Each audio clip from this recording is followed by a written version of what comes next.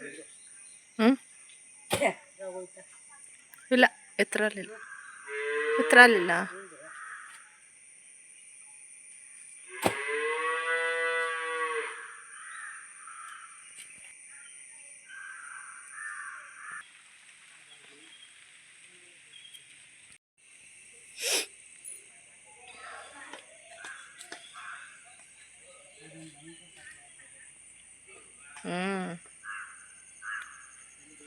ಎಲ್ಲರೂ ಒಟ್ಟಿಗೆ ಕುತ್ಕೊಂಡಾರಲ್ಲ, ಕತೆ ಹೇಳ್ತಾ ಇದ್ದಾರೆ. ಇದು ತೊಗರಿ ಗಿಡ ಎಷ್ಟು ಚೆನ್ನಾಗಾಗಿದೆ ಅಂತ ನೋಡಿ. ಅವಾಗ ತೋರಿಸಿದ್ದು ಚಿಕ್ಕದಿರುವಾಗಲೇ ತೋರಿಸಿದ್ದೆ, ಈಗ ಇಷ್ಟು ದೊಡ್ಡಾಗಿದೆ.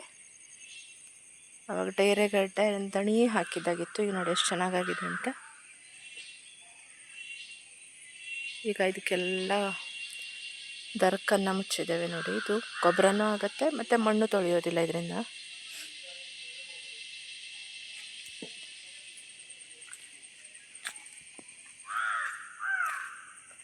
ಗಿಡ ತುಂಬ ಇದೆ, ಆದರೆ ವೆರೈಟೀಸ್ ಒಂದು 30 ಜಾತಿ ಇರ್ಬೋದು ಅಷ್ಟೆ ನೋಡಿ. ಇದ್ರ ಮಧ್ಯ ಮಧ್ಯ ಬೆಂಡೆನೂ ಹಾಕಿದ್ದೀನಿ.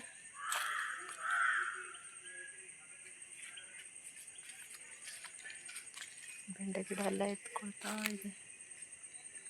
ಸೌತೆ,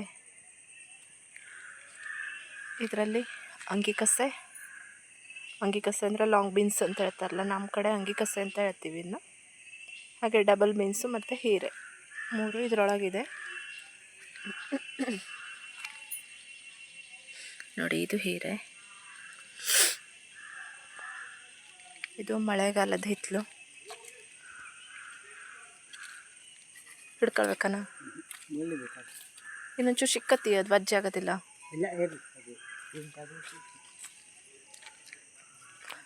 ನೋಡಿ ಇಲ್ಲೆಲ್ಲ ಇದೆ, ಎಷ್ಟು ಚೆನ್ನಾಗಾಗಿದೆ ಅಂತ. ಇದು ಸೌತೆ. ಇದು ನೋಡಿ ಹಿತ್ತಲು ಬೇಸಿಗೆ ಹಿತ್ತಲು ಮಾಡಿದ ಜಾಗ ಆಗಿತ್ತು, ಎಲ್ಲ ಈಗ ಹೇಗಾಗಿದೆ ಅಂತ.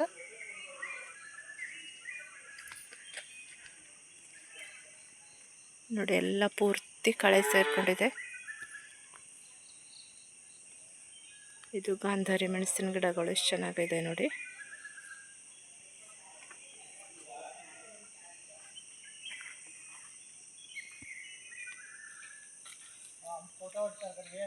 ನನ್ನ ಫೋಟೋ ಹೊಡಿಯೋದಿಲ್ಲ, ಅವ್ರು ಹಿತ್ತಲ ಫೋಟೋ ಹೊಡಿತಾರೆ.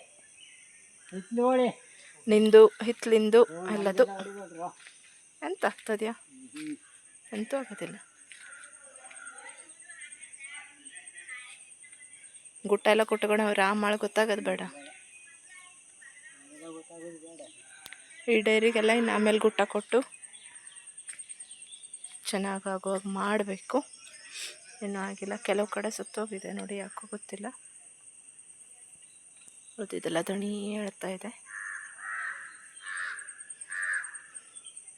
ಇದು ನೋಡಿ ಸುಮ್ಮನೆ ಹುಟ್ಟಿರೋದು, ಮಳೆಗಾಲದಲ್ಲಿ ಎಷ್ಟು ಚೆನ್ನಾಗಿ ಹುಟ್ಟಿದೆ ಅಂತ ಹರಿವೆ ಸಸಿಗಳು.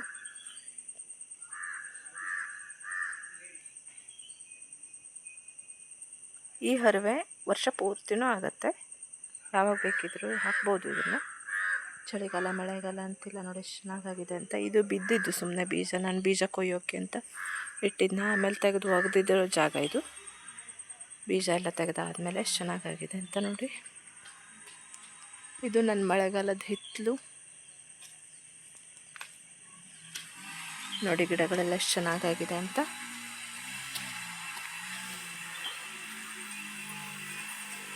ಈಗ ಈ ಬೀನ್ಸಿನ ಬಳ್ಳಿಗೆಲ್ಲ ವಾಟೆ ಸರಡನ್ನು ಕೊಡ್ತಾನೆ ನೋಡಿ ಅವನು, ನಮ್ಮನೆ ರಾಮ. ಇಲ್ಲಿ ವಾಟೆ ಸರಡನ್ನು ಕಡ್ಕೊಬಂದು ಇಟ್ಕೊಂಡಿದ್ದಾನೆ. ಈಗ ಅದನ್ನು ಹೇಗೆ ಕೊಡ್ತಾನೆ ಅಂತ ತೋರಿಸ್ತೀನಿ.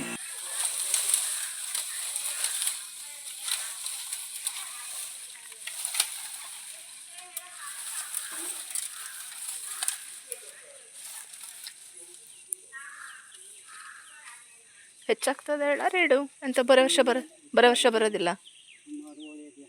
ಹಾಂ, ತೀರಾ ಒತ್ತಕ್ಕೆ ಹುಗಿಯೋದು ಬೇಡ. ಒಟ್ಟಿನಲ್ಲಿ ಒಂದು ಸೌತಿಗೆ ಇದಕ್ಕೆ ಎಷ್ಟೊತ್ತಕ್ಕೂ ಹದ ಆಗಂಗೆ ಮಾಡೋಕ. ಹಾಂ, ಇರಲಿ ತಗೋದು, ಹೆಂಗೆ ಲಡ್ಡು ಆಗೋದು ಸರಿ ಮಾಡಬೇಕು ಅಂತ ಸೊಕ್ಕಷ್ಟು ಅದು. ಈ ಸತಿ ಕಟ್ಟಿದ್ದು ಸ್ವಲ್ಪ ಮ್ಯಾಲೆ ಆಗೋಗೋದ್ಯಾ, ಹಂಗಾಗಿ ದಾಟೋದು ಸ್ವಲ್ಪ ಕಷ್ಟ.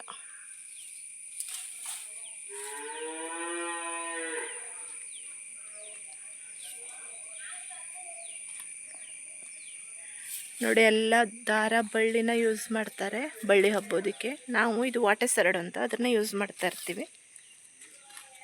ಇದು ನೈಸರ್ಗಿಕವಾಗಿರೋದ್ರಿಂದ ನಮಗೆ ತುಂಬಾ ಸಿಗತ್ತೆ ಇಲ್ಲಿ. ನೋಡಿ ಬಳ್ಳಿಗೆ ಒಂದರಂತೆ ಇವನು ಹೋಗಿತಾ ಇದ್ದಾನೆ. ಹೇಗೆ ಈ ಬಳ್ಳಿಗಳೆಲ್ಲ ಇದಕ್ಕೆ ಹಬ್ಬಿಕೊಳ್ಳುತ್ತೆ. ನಾನು ನೆಕ್ಸ್ಟ್ ವಿಡಿಯೋದಲ್ಲಿ ತೋರಿಸ್ತೀನಿ ಅದನ್ನು.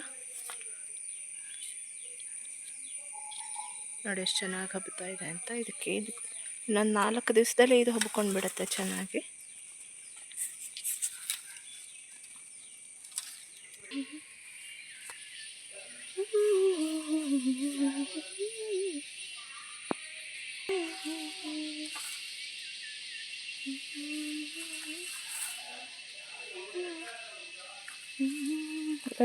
ಲೈಟ್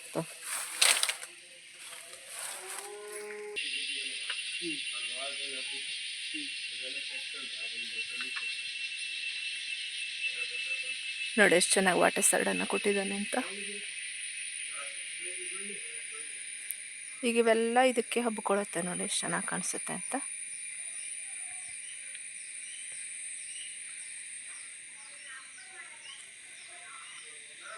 ಇದನ್ನು ಕಡಿಯೋದು ತರೋದು ಸ್ವಲ್ಪ ಕಷ್ಟ. ಹಾಗಂತ ನಾನು ಮೀನು ಬಲೆನ ಹಾಕಿದ್ದೆ ಒಂದು ಸರಿ.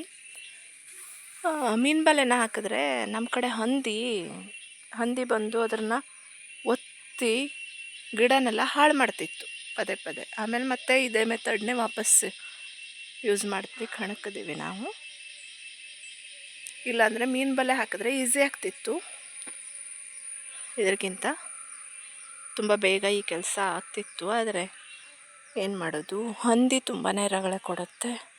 ಒಂದು ಸರಿ ಹಾಗೆ ಹಾಕಿ ಅಲ್ಲಿ ಕೆಳಗಡೆ ಹಾಕಿದ್ದೆ, ಹಂದಿ ಪೂರ್ತಿ ಒತ್ತಿ ಒಂದು ಗಿಡನೂ ಉಳಿಲಿಲ್ಲ, ಎಲ್ಲ ಹಾಳಾಗೋಯ್ತು.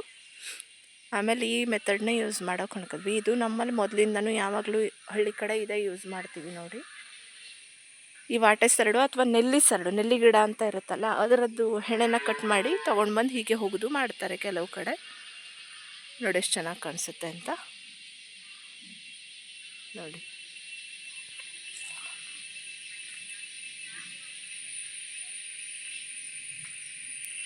ಚಂದ್ರ ಎಲ್ಲಿವರೆಗೆ ಬಂದ್ಯಾ? ಹೋಗ್ಲಿ ಬಿಡ, ಆಯ್ತಾ. ಇದು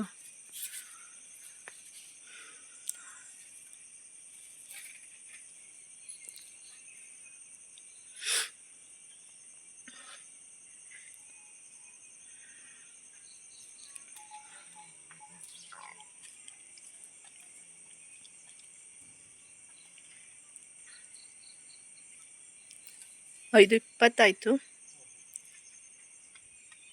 ಟೈಮ್ ಆಗಲ್ಲಿವರೆಗೆ ಎಷ್ಟು ಗುಟ್ಟ ಆಗ್ತಾಯಿದೆ ಅಷ್ಟು ಗುಟ್ಟ ಹೋಗಿ ಉಳಿದಿದ್ದು ನಾನು ನೋಡ್ಕೊತೆ. ಉಳಿದಿದ್ದು ನಾಳೆ ಬಂದ ಹೋಗಿ. ಈಗ ಇವನ್ ಕೆಲಸ ಆಯಿತು. ಇನ್ನು ಮುಂದಿನ ನಂದು ಡೈರೆ ಗಿಡದ್ದೆಲ್ಲ ಆಗಲಿಲ್ವಲ್ಲ, ಅದನ್ನೆಲ್ಲ ಇನ್ನು ನಾನು ಗುಟ್ಟ ಕೊಟ್ಟು ಕಟ್ಟಿ ಎಲ್ಲ ಮಾಡಬೇಕು. ಅವನ ಕೆಲಸ ಮಾಡೋಯ್ತು. ನೋಡಿ ಅವನು ಎಷ್ಟು ಚೆನ್ನಾಗಿ ಮಾಡಿದ್ದಾನೆ ಅಂತ.